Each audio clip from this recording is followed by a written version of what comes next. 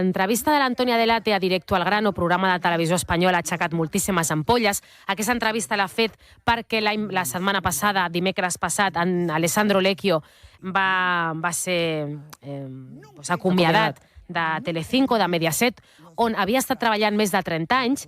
I què passa? Que Antònia Delate, després d'aquesta entrevista, ha volgut fer una mena de justícia social, tornant a confessar i a confirmar els maltractaments que va patir per part d'Alessandro Lecchio, i aprofitant per també carregar contra premsa i personatges que havien estat còmplices per ella de les seves...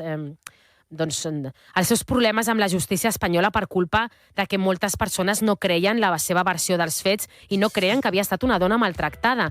Què ha passat, Marina? Que dimecres la María Palacios, la dona d'Alessandro Lecchio, ha sortit a la palestra per defensar el seu marit, perquè es veu que no és suficientment valent, l'Alessandro Lecchio, per donar a ell la cara, i torna a enfrontar dues dones que al final les dues són víctimes d'Alessandro Lecchio.